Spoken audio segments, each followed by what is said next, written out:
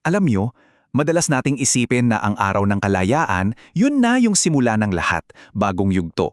Pero, paano kung sabihin ko sa inyo na ang paglaya ng Pilipinas ay hindi naman talaga pagbabago, kundi pagpapatuloy lang ng kung anong meron na? Halika't alamin natin kung paano ba talaga gumagana ang kapangyarihan dito sa ating bansa. Okay, so heto yung magiging takbo ng usapan natin.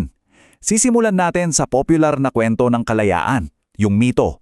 Tapos, hahamunin natin yan at titingnan kung bakit pagpapatuloy ang mas tamang salita kaysa pagbabago. Siyempre, titingnan natin ang mga ebidensya, paano nabuo yung isang sistema na hanggang ngayon ramdam na ramdam pa rin natin at sa huli, bakit ba mahalaga ang lahat ng ito? Sige, umpisahan natin sa kwentong alam nating lahat, yung ideya na ang kalayaan para siyang pagpunit sa isang lumang pahina para makapagsimula ng bago, isang malinis na simula. Isipin nyo lang, July 4, 1946, itinaas yung watawat, isang dagong bansa ang isinilang. Para sa napakarami sa atin, ito yung moment, di ba? Yung hudyat na, okay, tapos na ang luma, ito na ang bago. Clean slate, ika nga. Oh, pero dito na nagiging mas interesante ang usapan. Kasi may isa pang paraan para tingnan ng kasaysayang to. Isang medyo kakaibang perspektibo. Kasi paano kung yung pag-alis ng mga gayuhan ay hindi naman talaga nangahulugan na winasak din natin yung sistema nila? Paano kung nagpatuloy lang yung sistema pero ang nagpapatakbo na, Pilipino na? At dito na pumapasok yung pinakasentral na ideya ng ating pinag-uusapan. Ang kalayaan pala, hindi siya disruption. Ang totoo, ito ay continuation. Hindi siya pagputol, kundi pagpasa lang ng baton. At napakalinaw ng pagkakaiba, tingnan nyo. Oo, nagpalit ng otoridad. Pilipino na yung nasa tuktok. Pero yung mismong sistema ng kapangyarihan, yung paraan ng pamamalakad, yung laro ng politika, yung mismong makinarya, halos hindi nagalaw. Buo pa rin. So, may tawag pala sa sistemang yan na minana natin, mediated rule. Isipin nyo na lang, noong panahon ng mga dayuhan, may mga pamilya o elite na nagsisilbing tulay o tagapamagitan. Sila yung tiga-kontrol sa mga lokal na lugar para sa mga kolonisador. At yung estrukturang yan, yun mismo ang sinalo at ipinagpatuloy ng bagong republika. Okay, so patunayan natin yan. Sino-sino nga ba yung mga unang humawak ng kapangyarihan pagkatapos nating lumaya? Tingnan natin yung mga mukha. Kunin na lang natin si Manuel Roxas, yung unang pangulo natin. Siya yung perpektong simbolo ng sitwasyon. Sa isang banda, siya yung mukha ng bagong malayang bansa. Pero sa kabilang banda, produkto rin siya at galing sa hanay ng mga elite na namayagpag na noong panahon pa lang ng mga Amerikano.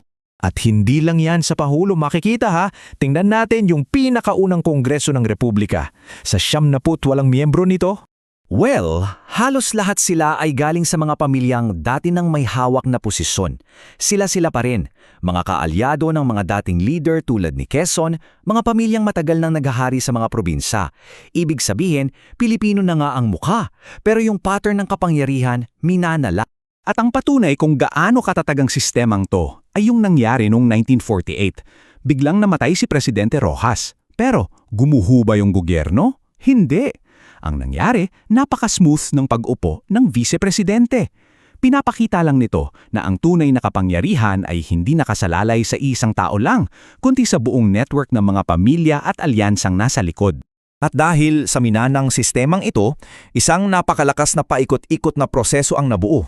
Isang loop na, aminin man natin o hindi, parang pamilyar pa rin hanggang ngayon. So, ganito yung laro. Magsisimula sa probinsya. Kung kontrolado mo ang isang lugar, kontrolado mo ang mga boto. Yung mga botong yan ang magiging ticket mo papunta sa pambansang pwesto. At kapag nasa taas ka na, gagamitin mo yung kapangyarihan mo para lalong patibayin yung kontrol mo sa probinsya mo. Paulit-ulit lang at habang tumatagal, lalong tumitibay ang mga dinastiya. Dahil sa ganitong setup, anong klaseng republika ba talaga ang nabuo natin? Anong kinalabasan ng lahat ng ito? Ang resulta ay isang tinatawag na hybrid system. Alam nyo, sa papel, meron tayong mga modernong institusyon. May Senado, Kongreso, Pangulo, pero sa ilalim niyan, ang totoong nagpapatakbo pa rin ay yung lumang kultura ng politika.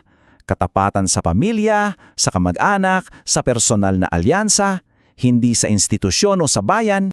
At dito na tayo papunta sa pinakahuli at pinakamahalagang tanong. Sa lahat ng pinag-usapan natin, ano ngayon ang pakialam natin? Bakit ba mahalagang balikan ang nakaraang ito? Kasi Ito ang paliwanag kung bakit minsan kahit magpalit tayo ng leader, parang wala pa ring tunay na nagbabago. Ito yung nagpapakita kung gaano kalalim ang ugat ng mga political dynasty. At ito yung nagtuturo sa atin na ang tunay na hamon ay hindi lang yung pagpapalit ng tao, kundi yung pagbabago ng mismong sistema. Kaya ang pinakamahalagang aral dito ay ito. Yung pagiging republika ay hindi isang reset button para sa politika ng Pilipinas. Ang nangyari lang, yung kapangyarihan na dating hawak ng mga dayuhan, isinalin lang at ginawang lokal, na ngayon ay pinapamahalaan ng mga pamilyang Pilipino. Kaya may iwan sa atin ang tanong na ito, na para sa inyong pagninilay-nilay, kung ang continuity o yung pagpapatuloy ng lumang sistema ang problema, nangangahulugan ba to na ang kailangan para sa tunay na reforma ay isang matinding disruption, isang malakas na pagalog sa buong sistema?